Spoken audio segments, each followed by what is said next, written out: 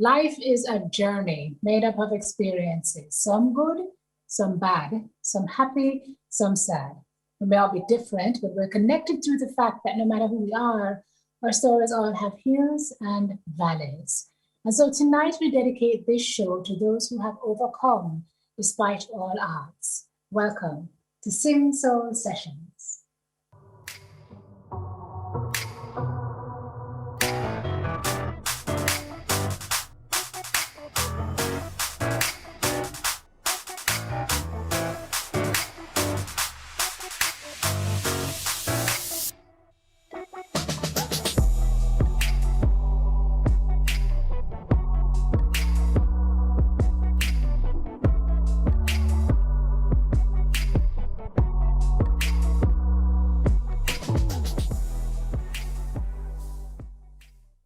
Hi, everybody, and welcome to the show, which is being done very differently tonight because of, well, COVID-19. By now, some of you are aware that COVID-19 has affected my family. My mother is currently in the hospital battling this virus, and we continue to pray for her improvement and ultimately her recovery. So it's been a grueling, slow, and harrowing couple of weeks for myself and my family. It's really shaken us to our core, but I have to thank all of you for your prayers, for your positive thought during this very difficult time, because it really has been a source of significant strength. So as we say in show business, the show must go on, right? And so tonight it goes on from my living room. And the irony of the situation is that when we started our show in June of last year, this is where we planned to start. Because of COVID, we're going to do a show called Staying Together right here in this corner, in this couch of the living room. And so it's a little bit ironic to see that things have come full circle tonight. Very, very interesting turn of events. So we're grateful nonetheless that we are able to continue and able to bring a show to you tonight, albeit a little differently. And please remember, guys, that you can join our conversation as we carry on our show tonight by using our hashtag #SimSoulSessions. So no teleprompter, right? So we're depending on spirit tonight. So we're trying, despite it being a very difficult time, to inspire some hope with tonight's show. Speaking tonight to one of my colleagues, Giovanni Dennis, who has battled this virus and who has lived to tell the tale and feels it important, nay, an obligation to talk out a little bit more about his experience with COVID-19 because of the discrimination and the stigma. He says that he has figured out now accompanies having had this disease.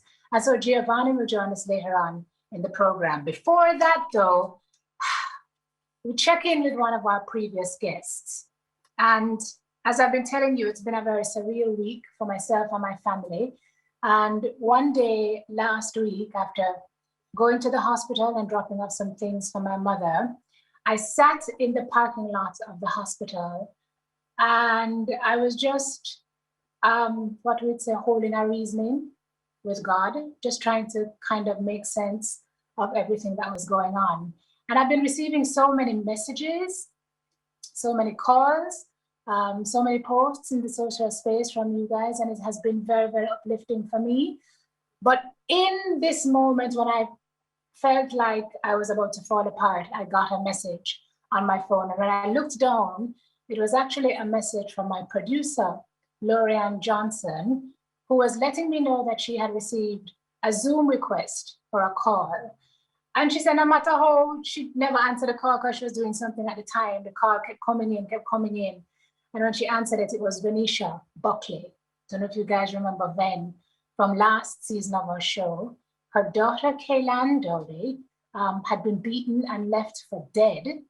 And Ven was on the show just exhibiting a kind of courage and a kind of strength many of us could not understand. And here was Ven, who is having her own issues, calling to try and give me and my family a word of encouragement. So Venetia joins us now to catch us up on how Kayla is doing. Tell us how everybody is. Hi, Ven. Hi, Sim. It's been a pleasure. Thank you for having me again. It's good to see Everything has you. been a blessing in the midst of. Yes, it's great to see you smiling as well, even though I know you're having a rough time as well, but we just have to keep our chin up and keep trusting God. Because he's the way maker. He's the way maker, trust me. Right. You Tell know, us the way he's been making I for Kayla. What's been happening with Kayla? All right, Kaylan is doing better than anyone expected. She's doing everything that they said she wouldn't be doing, talking, she's moving. All her limbs are moving now. Yes, she can wiggle What? her body. Oh my gosh. And she's actually speaking. Yes, man. Oh my Yes, man. goodness. She's speaking and she's conscious. She can, yeah, she's conscious. Conscious level is where it should be. She does have a little memory loss, short term, not long term, short term, but that will go with time. She is, however, even though she's doing all of that and everything, she's been ill for from last Tuesday.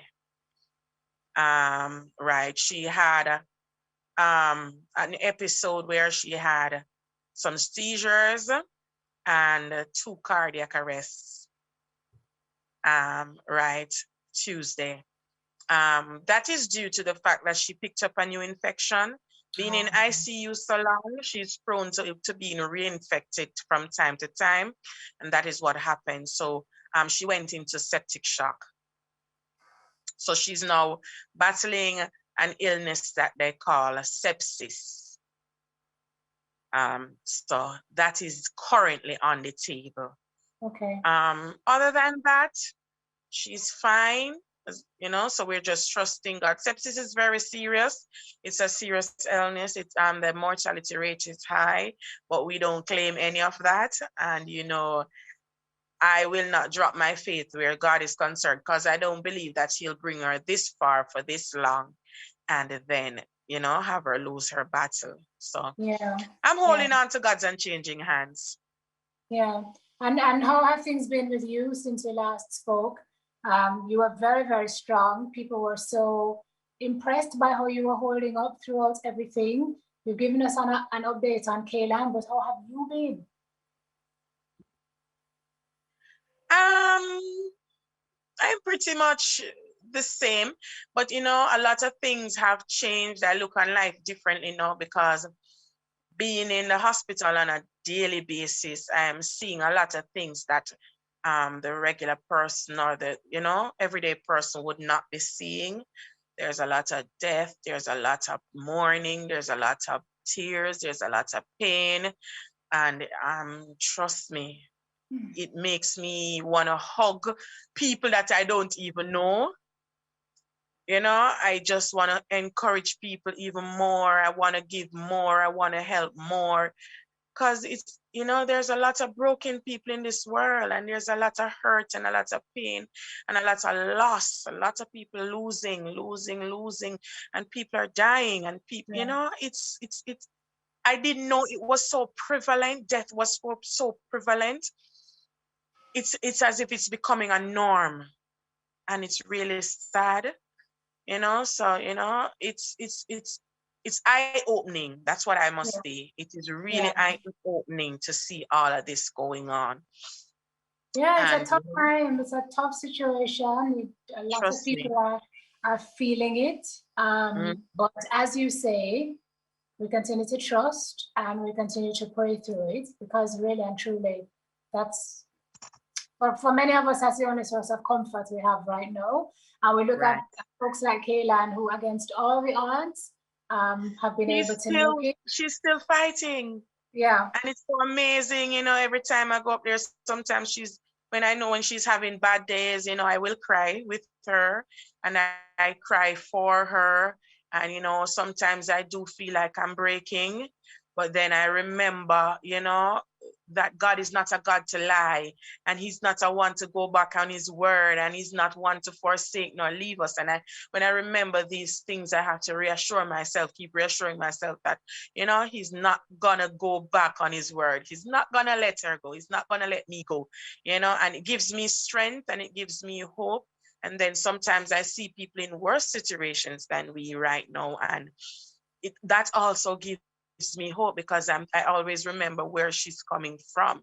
And the nurses continuously to remind us, Kayla, you're coming from a very far place. And we remember when you just come in, they continue to put it in our head that, Kayla, when you just came in, this is what you were doing, and this is what you were doing. And look at you now. You can eat regular food. Every Friday I have to be taking KFC for her now. And Oh, she's a good girl. She's a she's a KFC yes, baby, just like we said. I love that. I love that. Listen, Ben, give yes, her the KFC all baby. our love. Tell her we are praying for her and we want her to be well. We want her to be well. And we're praying for you too. And we thank you for the check-in. And we're praying for you. Hold up yourself and keep strong. Thank you. Thank you. Thank you very much. Tanisha Buckley joining us there now to give us an update on Kayla and her daughter talking. Incredible. Nobody thought she would, but she's doing it. All right, folks, we're going to take a break. When we come back, we're going to jump in with Giovanni Dennis and hear his story about he too, and how he too battled COVID-19, different kind of illness, but he battled it, and he's on the other side of it to tell us what it has taught him about life. We'll be right back with more on Sim Soul Sessions.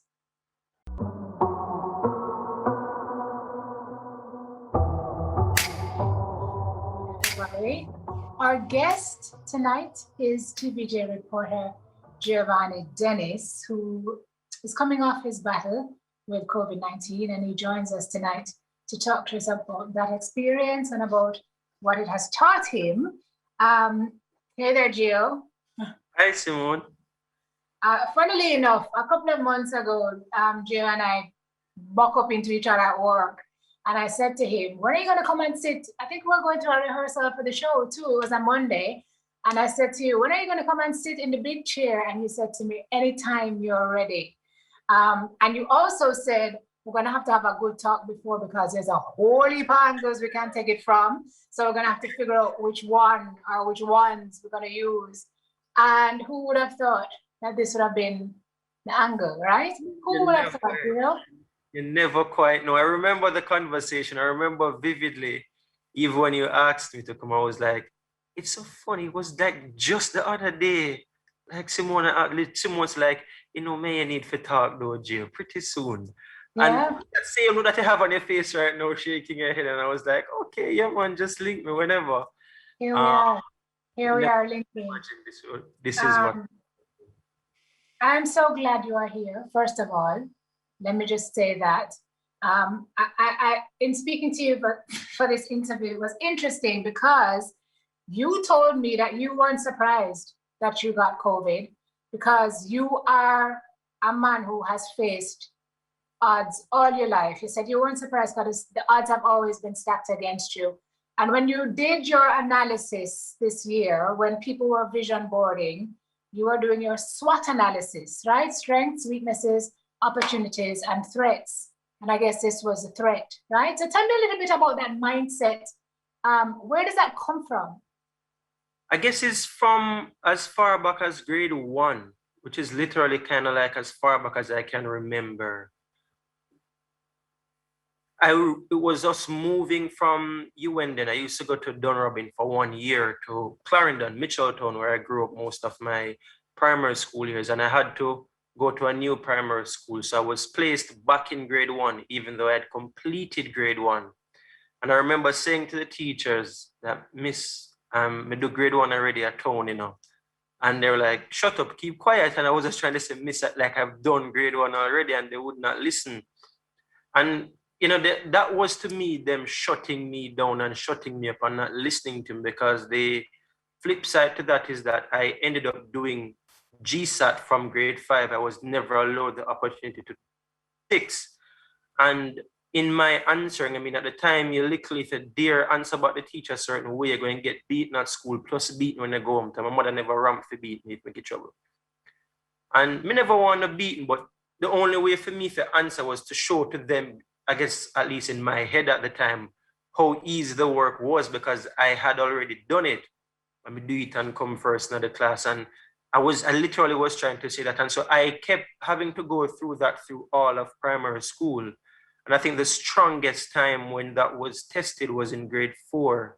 I remember vividly, it was near Christmas. Everybody I look forward to Pixie now, go and get the fried chicken and everything and gift exchange. And it was something in the class at the time, and Miss had wrote something on the board that was a little bit off. It wasn't correct. And I was going through and writing the notes, and I was saying, Miss, that's incorrect. And she was ignoring me. And I was like, Miss, that's not right. And I remember her just blasting me, saying, shut up. And she wish I would take back my money for Pixie and don't come to the Christmas thing. And I remember feeling so ostracized. And I got up with my bag. I remember the time was a draw bag, and I just said, okay, miss, give me back my money. And I walked home crying. I felt alone, and me never know how it would have worked out or how mommy would have take it, but me just know me would have tell her the truth. And I wasn't rude to the teacher. I went back to school the other day and after that, and I know she was upset at me.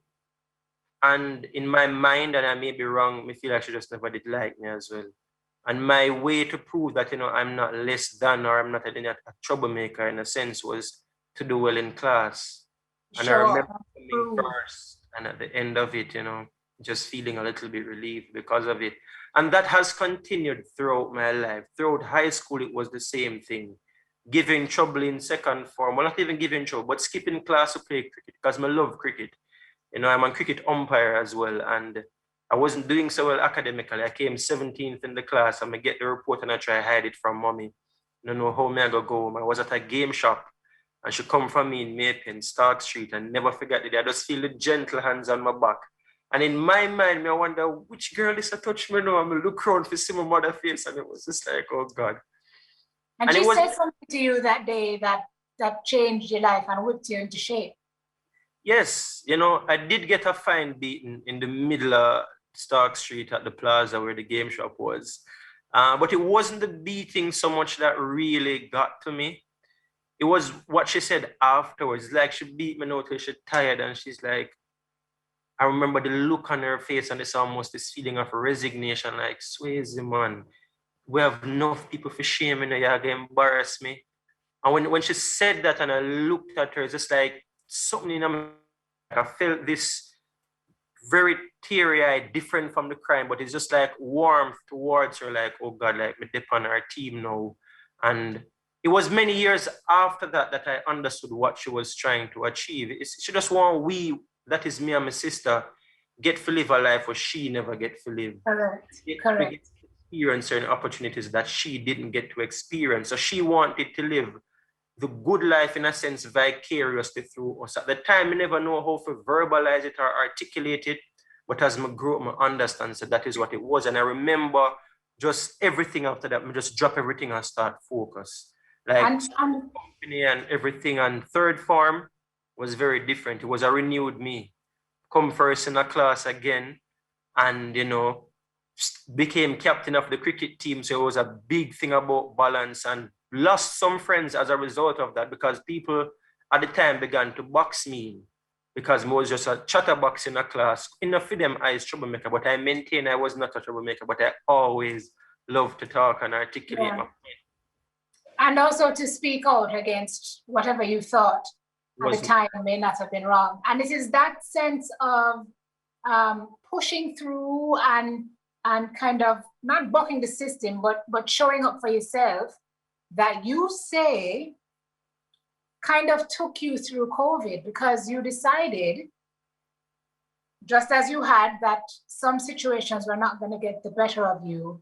You said you willed yourself through this virus. And that's something I want to talk to you about on the other side of the break. We set the stage as to what kind of person you are and what kind of metal you are made of.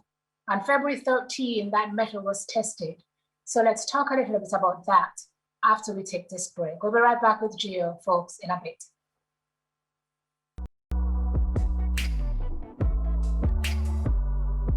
Well, welcome back to the show, everybody. From my living room tonight, it seems so sessions with a little bit of a difference, given everything that's happening in my life right now. But I'm still very, very happy to be joined by our guest, Giovanni Dennis, who's going to talk us through his experience, his life lesson with COVID-19 on the other side of it. And Gio is here because Gio inspires hope in me for a positive outcome.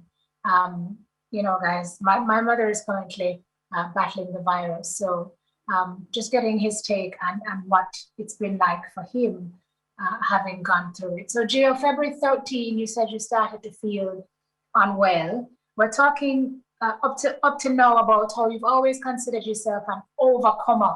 And so you said to me that when you realized that, you know, this thing that I've reported on is something that I think I have, mentally, you say you were ready. Is that true? For any challenge, it wasn't necessarily COVID. It would have been whatever it was that would have come my way. And that is the same mindset I have to this day. So it's not that I wasn't surprised that I got COVID or I was waiting on it. I wasn't, you know, being that pessimistic, but it was realistically there's never a perfect year. And every single thing I've ever done in my life, every challenge I've overcome, every single task that I've taken on has been met with challenges. Like something come along the way where just make the situation not ideal, where you have like 10 reasons for quit, but like one reason for keep going, and just have to push through and keep going. And so I remembered in my car after work, I'd filled in for a colleague on the Saturday. And then I had a little backache, but that's normal. Sometimes I sleep, but I was binge watching something on Netflix the night before. It's a Friday morning, relax. Can't go now, so I binge watch something. So I have a little backache, so I assume so because I know I never get enough sleep. But I remember at the end of work and just being in the car, parked up, you know, before I went inside for home. And I just felt something coming on me. I just felt chills. I felt like I was getting warm, like something was just off. It felt unusual. I remember when I was in bed, lying down, ready to go to my bed, and I was just shaking. I remember turning on the fan and feeling like I was in the UK again and outside without any jacket or anything like that or any coat. And I was just shivering. I just had something right, you know. And, you know, dead enough to drop asleep, and I woke up the morning and I could barely move. Like I was nearly crippled in a sense. And immediately I sent an email to my bosses, my editor, Dashan Hendricks, and my news manager, Milton Walker, to say, hey, I haven't done a test as yet, but I feel this thing coming on to me. And if this is not COVID, not the name COVID, because I'd never felt that way before in my life. It's literally like if you can imagine like a spider when it's closed up and it's like opening up and spreading out. That's literally what I felt like. Something was just going through my body, like this alien thing in system inside of me, just going through bit by bit and testing each area in my body. Either my joint, them, my heart, like every part of me, it began testing. And day one was the worst because I wasn't expecting it. It just came on and I couldn't move. And it was really intense. You say day one was your worst day? It was like the first day when that I noticed the symptoms, which was the 14th of February now. You know, that was the Valentine's present from COVID to me. Valentine's Day. From COVID with love. Like it was quite an experience. It was just like I could not, and I was just messaging everyone who I had come in contact with like the day before or 2 days before. Hey, I feel like I have this thing, just be careful. All right. Like I just message everybody. And I remember arranging with the company nurse, because there's some protocols, and she arranged for me to get tested the Tuesday. Got tested the Tuesday, I got the results the Friday. But by the time I got the results, like I was ice with them yard already the whole time. I have one of my best friend, Andrew, and bring, you know, fruits and stuff, come coconut water and put it down with fever grass tea and ginger and everything and leave it and go back. And by the time I got the call from them to say, hey, you're positive, it was no surprise, because I remember when I went there to do the test and I was telling them the symptoms I was experiencing, And I remember the nurse just joking and said, they couldn't left another symptom for somebody else when I just take everything. So, and then I had to laugh through it as well with her. And it was just a feeling that every time I think back at it, I look back like I say, really and truly. Like you are a fit dude. You are a fit guy. You're into sports. Tell me about that instant where you said you felt like your chest, like everything in your chest was trying to come through your. I can't describe it. You can describe it. So remember, I've been reporting on this thing for close to a year at the time. And so I'd heard about the symptoms, but hearing and experiencing them are quite different. I remember still breathing normal and I couldn't, and realizing that I'd lost my sense of smell. I was expecting that I would have been stuffy if I lose the sense of smell, but I was breathing normal and I couldn't smell. I remember the taste on my tongue started feeling a little bitter and then I just lost taste that I couldn't taste nothing. But all of that in my mind and all that time I was saying, thank God I still can breathe. I'm not feeling chest pains like what people are talking about. But I remember this night now, it was about the Wednesday night. I mean, I bathe and wash off myself and water touch me. I just feel a little cough come on and I come like, and the little, I was about 4 of them, like just cough, like just a normal cough when I have a little cold. And the first one I feel is like when I light a match is in that only with like a spark, like I wake up something inside of me. And I feel all of my organ, them almost like them want to come. That's what to me it felt like every organ inside of me want to come out. I remember resting my hands against the wall in the bathroom and saying, please God, me no want to cough. Because I feel like if I cough, I go dead. And I remember after that, I couldn't breathe properly. Like I felt short of breath. It's just like the best way to describe it is like when you jog. Like when you just done jog or exercise and stuff like that, and you feel like you need a minute or two now to catch back. That's how I felt. And I never done an exercise. I just feel short of breath. I remember lying down in the bed and I fret now because I don't want to sleep and no wake up back. And I remember calling my friend Alana. She's a doctor now. I say, the thing knocked me that way, and because she was the one to make sure you have whole heap of Panadol multi-symptom, and that's what I was taking, the multi-symptom. And she was talking you through because you didn't want to go to the hospital.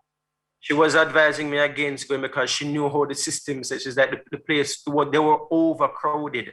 Yes. You know, even, I mean, you saw reporting it, but they were over. I remember going to the clinic as well for the test. It placed us crowded.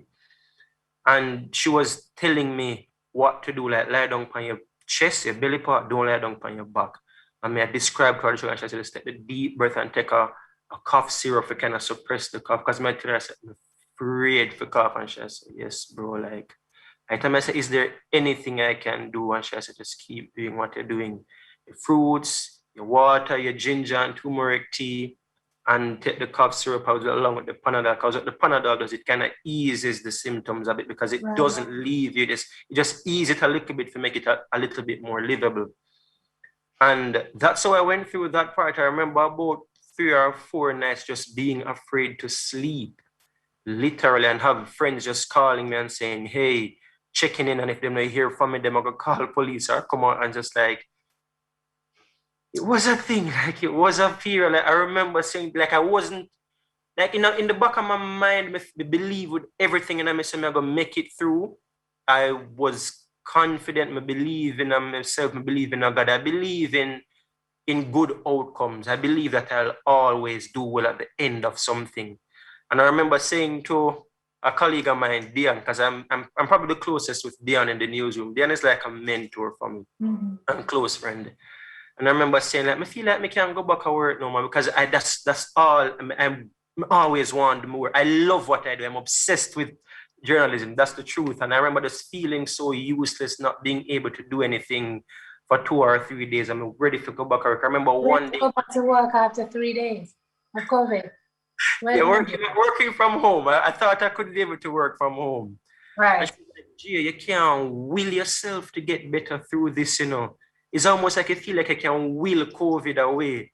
And I was like, I wasn't looking at it like that necessarily, but I do believe I'll get better. And this thing now going to beat me like that. I'm going to tell her the truth, honestly.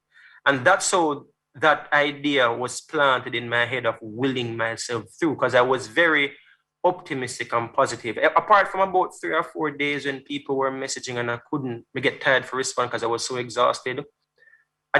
When people ask or call, I just like, yeah, man, I'm good, man. Thanks for checking me. I appreciate it. But Gio, we're gonna jump in and take the break. I asked you how you got through the toughest times. I mean, I don't know if people can will themselves through COVID. I don't want you to spread no propaganda on the show, but we did have a discussion about spirituality, and I want to pick that up on the other side of the break. God bless Dion for setting you straight and telling you to keep your skin quiet until you are better. But we'll pick it up on the other side, folks. Talking to Giovanni Dennis about his battle with COVID-19, the battle he ultimately won. Praise be to God. We'll be right back in a bit.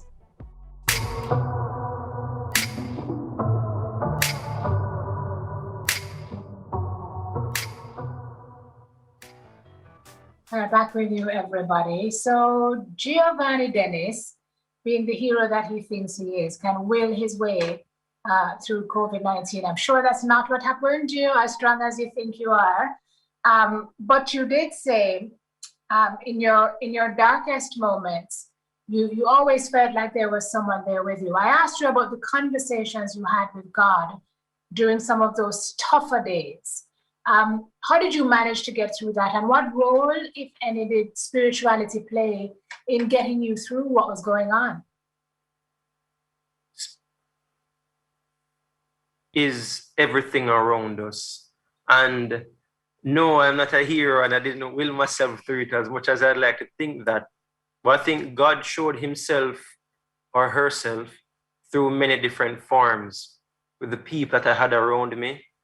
And I did get tremendous support from family and friends and even people who I work with. And I'll start with work generally because sometimes, we'll highlight the bad and say, oh, no, like this will work or something. But I think when there's good, you have to commend and credit to the head of my department, Milton. He messaged me every single morning by 8:30, checking in, Gio, how you feeling today?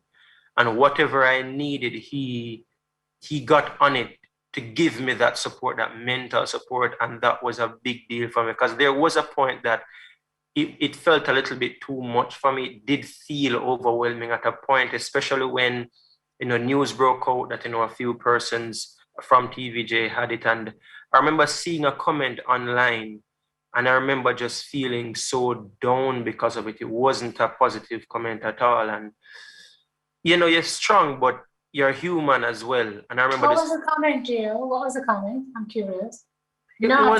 Our competitors had said, had broken the news that, it has been confirmed that persons at Television Jamaica have COVID. And someone had commented under like, good, them can finally lock down the, newsroom that no one plays. And I remember saying to myself, like, John, like, we need to do nobody nothing. You really just have to do a job for bring the news to people as best as I can sometimes. And I can speak firmly for myself because I know I do what I'm doing fairly with the highest of integrity. And that did hurt. But interestingly enough, that's one of the reasons you accepted this invitation, is that you said that not enough people who've been through COVID are willing to speak about the fact that they went through COVID openly because of the stigma, because of the shame, because of the discrimination, which you haven't faced large scale, but you say you have gotten a little tinge of. Yeah, man. And things have been said, and I won't necessarily repeat by who are from where, but, things have been said and actions have been done that, it's clear. And I know there's a lot of, fear around it, perhaps even justified. And equally as well as a lot of ignorance. We're seeing that with the people who are not, in support of vaccines and stuff like that as well.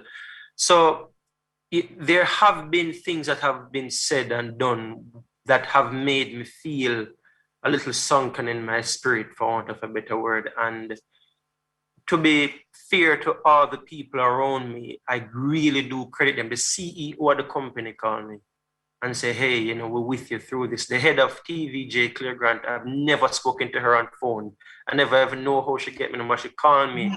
And, she went in our conversation and we're all going through this together and we're going to bounce back. And when I say lift my spirit, the deputy general manager for TVJ called me. I mean, I had mother, I had friends, like I had several people who were just there.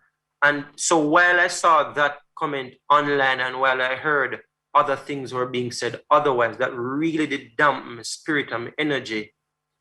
When that positive energy coming, people are calling and say, hey, we're there for you, I go through this, it's a bad time now, but that good, nobody not call down this for themselves. When I say lift my spirit, believe me, it make me even want to work harder. It make me even want to bounce back even stronger. And that to me is God. If there's, I'm not looking to the sky to say God is in the sky and something going to drop out of the sky and help. That, I don't look at spirituality in that way or divinity in that way. It's about the people around you who rally around you some of the times when you're at your lowest and weakest point. And I got that this time. And so that's the spirituality came in to answer your question. All right. So my takeaway from you is the people who are going through this need support. Yes. Because the support then powers you and gives you the will and the motivation, not only to push through what you're facing, but then on the other side to be brave about it and not ashamed, right? Yes. And, I remember doing an interview with Dion on Beyond the Headlines when I went back to work a few days, and there was another person on the program who had COVID, but that person hid their identity. They didn't want anybody to know that it was them speaking. And I've seen that with other people. Like when people message me, and I'm like, yeah, man, I did have COVID and it did mash me up. And people are like, oh, somebody did have it too, so on. And they never said anything to me before. So it was just like, what is happening? And then I'm observing a little bit more now and seeing people quietly messaging and saying, they had it. And it was like, wow, people are actually ashamed of this thing and still afraid to say them have it. Like, it's something that somehow they brought upon themselves. And I know people are afraid of the stigma and the backlash because we're not impervious to negativity. We're human beings.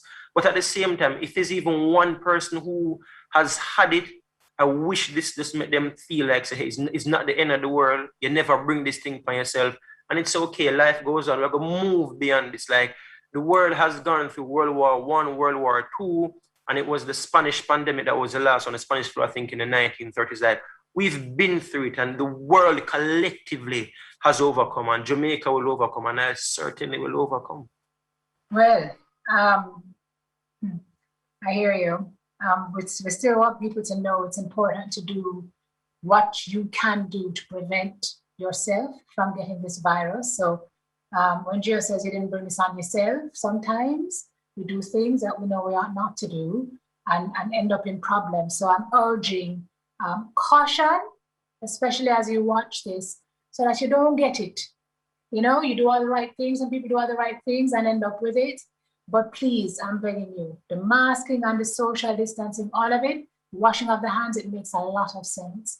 In addition to that is the support that Gio spoke of.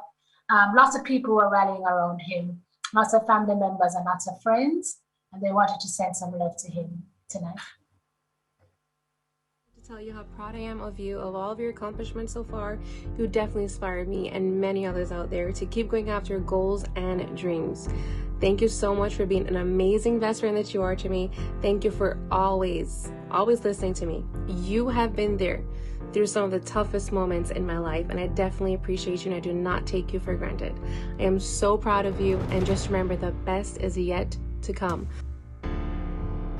Despite all the hardships, you persisted, you endured, you never quit, you persevered, you kept going, you never gave up, you stayed on course, you prevailed. So proud of you. Giovanni is one of the rising stars in journalism. He throws his heart and soul into his work, and it shows. He really works to make sure the logistics work out, that everything hangs together.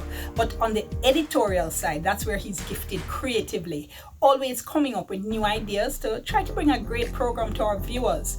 But his real strength and love is as a reporter. We've already seen really good work, award-winning work come from him in terms of special investigative reports as well as documentaries. And it's in those areas in particular, I'm hoping to see much more and better work come from him as he continues to grow and develop. I must say I'm very proud of you. You've endured a lot along the way, and ever since a tender age growing up, you've always been one that I looked up to. And I must say that You're well deserving of everything that's coming your way and everything that you have achieved from then until now. Words can't express how proud we are of you. Thank you for being a role model in my life. Thank you for being the person that can share everything I can't share with my mom. Gio, you are reliable, generous, supportive, my big cuz. Thank you for sharing your 2 daughters with me. If mom was here, she'd be proud of who you are today. She'd be proud of the man that you are today. Hi, Uncle Gio. You're the best uncle in the world. That's right. We love you. Bye. I am so incredibly proud of the man that you are. A man of integrity, ambition, drive, and determination. You are resilient. You're also a phenomenal father and the ultimate professional. I am so impressed by the work that you have put into your craft and into your profession, and I am exceedingly proud of you. You have overcome a lot of challenges, obstacles, and adversity in your life. But many people would not be able to tell because of the way that you handle yourself with poise and with dignity. You love other people. You are a genuine and relatable person. And that is what I appreciate the most about you. And I just want to give you your flowers while you're still here. You have so much further to go, and we support you, and we are very proud of you. We are so very proud of you, the way you're able to balance your professional and your personal life. I've just been so proud to be able to call you brother and watch how the amazing father you are and the investment you have in your daughters, and then to see you put that same commitment into the stories that you tell and the type of impact it has on our communities. Can't say it enough how proud I am. Completely in awe of who you are as a person. You are inspiring. You are my inspiration every day. My best friend. Love you so much. Take so much pride in being your sister. I'm excited for you, for your future, and for you to continue to do the great things that you're doing. That includes being an amazing father and just a wonderful brother. I couldn't be more prouder to call you son. You're a phenomenal man. I'm so proud of you. I'm proud of your achievements. And I'm proud of the man that you are, the man that you grow into be. A phenomenal father, an awesome friend, a good son to your mother. I really love and appreciate you for all that you have done and all of your achievements and the fight, the drive that you have inside you.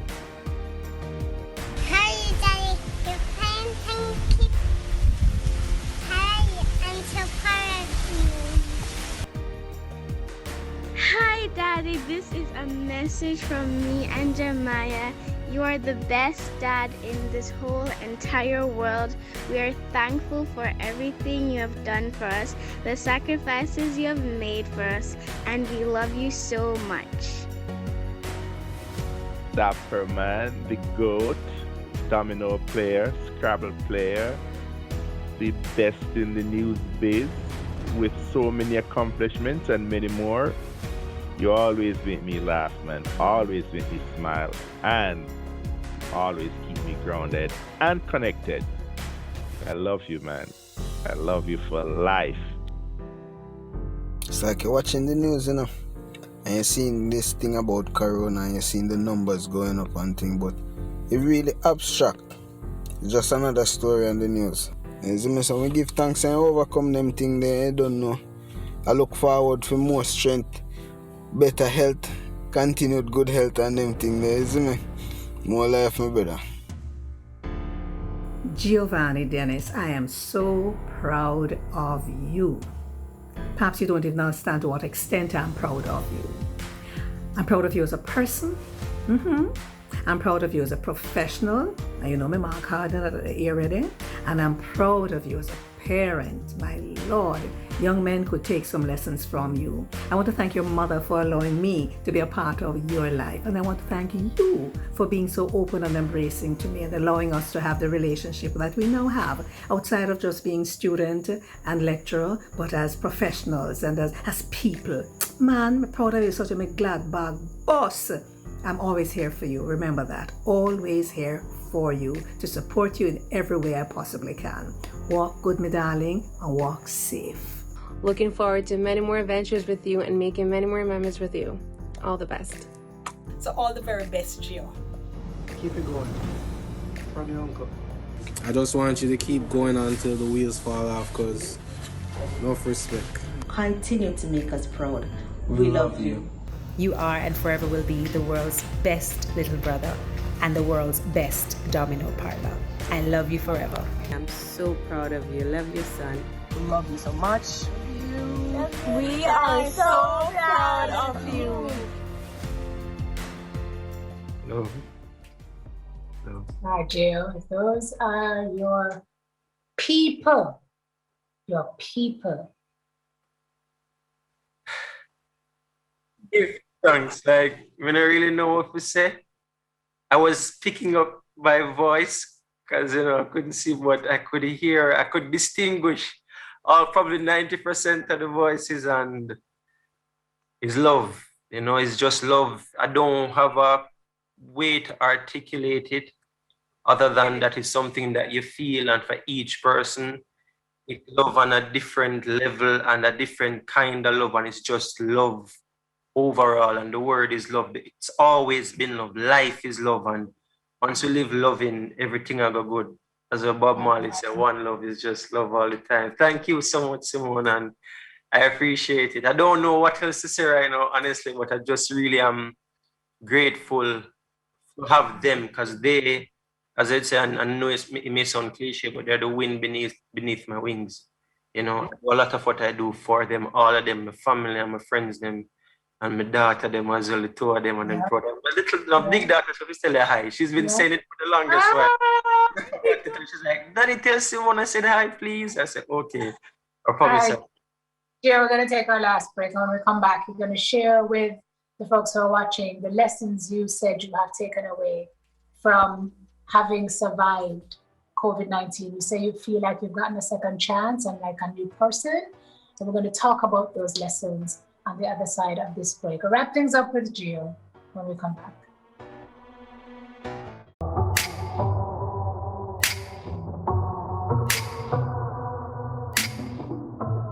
All right, folks, so we're wrapping up our show for today with Giovanni. And we saw him just before the affirmation talk about the folks who are the wind beneath his wings. Gio told me when we spoke that he feels as if he has gotten a second chance. Gio, you said there's some takeaways and some lessons that you have learned from COVID-19, just about life, just about gratitude. Talk to me a little bit about some of them. First of all, you said you're grateful to be alive and you feel like you've been renewed and refreshed. I am. And, I'm not even trying to exaggerate that. I don't think I've been the worst hit by COVID, even with everything that I went through. That's the first thing. And it did look me wicked, me not gonna lie, but I didn't have to be on a ventilator in hospital. And so I won't even try to exaggerate, to paint an exaggerated picture here. I didn't go through that. But when I look on it really and truly with the breathing issues and the chest issues and just the struggle that I went through with the thing, you have to be grateful, because people catch it after me, catch it here in Jamaica, and they're not here today. When I look online every single day, there are people who are mourning the loss of a loved one from COVID, not even just the loss of a loved one, of loved ones, more than one person. And when we look on them things, I have to say, God, I'm blessed, I have to give thanks, I'm grateful, say, I can go to work again and I can still see my friend, even if I know it's on WhatsApp, a WhatsApp video call, I can talk and I can mouth them. And I can look forward to post-COVID and I can play domino and I can mouth them again and tell them, say them no good. So for those blessings, I have to be grateful just to be alive, to be here. There's a book I'm reading now, Not Don't Sweat the Small Stuff. And it's just about gratitude each day. I read one chapter a day, sometimes two, maybe three. But it really is just about being thankful, calling somebody we love and say, hey, I remember I called my mother and my sister one day and I was playing the Stevie Wonder song. I just called to say, like, those are the kinds of things I'm trying to engage in now, for make the people around me know, so me appreciate them. And there still are challenges. We have differences with people in my life, same way, strong differences, to be quite frank. But I try to look at the bigger picture now and say, boy, in 2 weeks' time, in 2 years' time, in 5 years' time, does this thing really matter? And I'm a little bit less concerned now about being right all the time. I love peace. And I mean, it's not just COVID cause, but I think that's just maturity over time. Yeah. Like, I'm not trying to be right on every single thing. Like, you know, if I say something and if me not feel say it right and I not agree with it, it's okay. You can hold on to your opinion. And it's fine. I'm not fight you, don't feel. I'm going to move on. I'm going to still respect you and respect your opinion and still love you as much as I can, if I can. And those things I'm grateful for. Like, I'm going through life now, just to be in the land of the living still is a blessing. To be able to look at you and have this conversation with you is a blessing. I'm happy I'm here, grateful for life.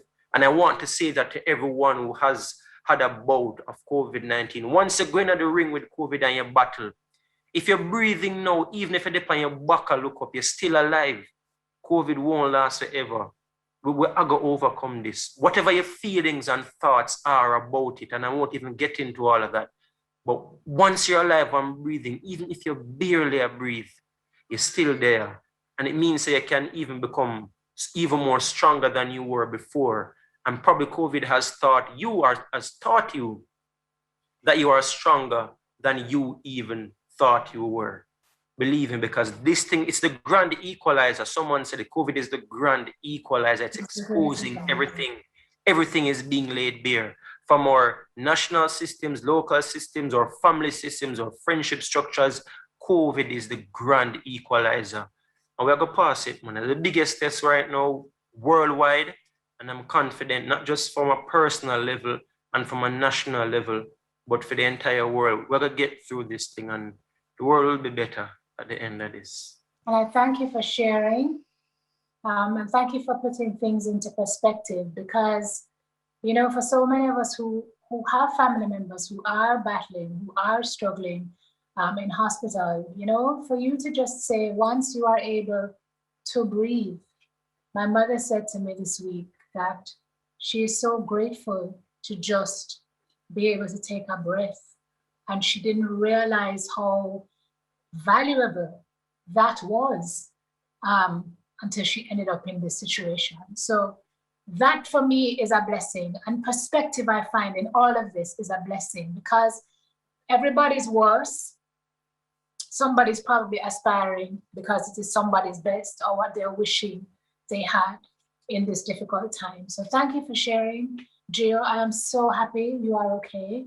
And I'm happy that you feel emboldened to talk about this and to let people know it's not a shame, it's not a stigma. There need be no discrimination. Only gratitude, love, and peace are the only thing that should come from this, especially if you live to tell the tale. So I love you, my brother. Thank you for being here with me in this safe space to share this very personal part of your life with us, because I know you're a very private person.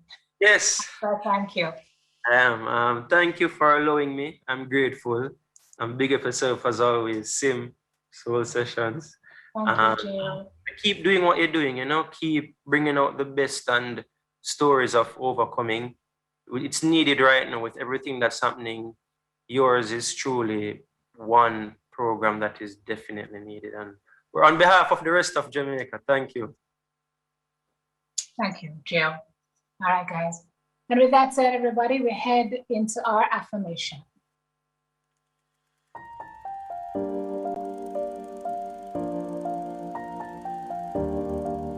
So this week and this show have retaught me such a valuable lesson. And that is to love and appreciate who you have in your life, because life itself is fleeting and things can change literally in an instant. I've learned the power of patience, and that handing things over to the higher power and hiding in his safe space and making him our refuge and strength is the only thing to do in a situation over which you have no control. mired in a sense of powerlessness, I've also reaffirmed that the only sources of peace and the pillars of strength have been prayer and positivity, certainly for me. And I cling to both because they have been agents in my life before. And truthfully, right now, they're really all I have. A mantra to which I've always held firm is now the mantra of every single moment of my life. Pray, trust, and wait. Pray, trust, and wait. Because we are not in control. And when we have come to the end of ourselves, we will be carried. We don't hold the answers. We don't know what the future holds. But I know who holds the future. And this is just a time to hand over the reins and to be still and to know. And so tonight I am affirming, and I'm asking that you affirm with me, whatever your situation, whatever your circumstance, whatever you are going through, our affirmation tonight together is, I will hide in my fortress and will live to tell that through God's amazing grace, it will be well. That is our soul food for our show for today. I want to thank you again, Gio, for joining us in our safe space. Appreciate you sharing your story with us, and blessings everlasting to you, my friend. I want to also say thank you to the entire team at TVJ, my family at TVJ, especially my Sim Soul Sessions family who's been rallying. Lorian Johnson, thank you. Marissa, Jody, Clevans. I don't want to start naming names because I'm not going to leave people out. Cleon, the entire team. Thank you, Mrs. Grant, for checking in. All of my family at TVJ, everybody in the social media space, everybody who's been calling, everybody who's been sending love, and everybody who's been praying for love left love. Please continue to send those prayers up. And for everyone who is caught in this horrible situation and affected by this horrible virus. In the meantime, I continue to pray and trust and wait. I remind you to remember your blessings and to count every single one. God bless you. Take good care.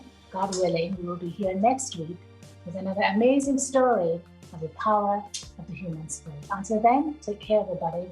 On behalf of my production assistant and myself, come on, PA. This is my production assistant sitting on this tonight, taking care of everything on the other side of the camera. Thank you, Ellen. You're welcome. Night, everybody. Bye-bye. Bye, Jill.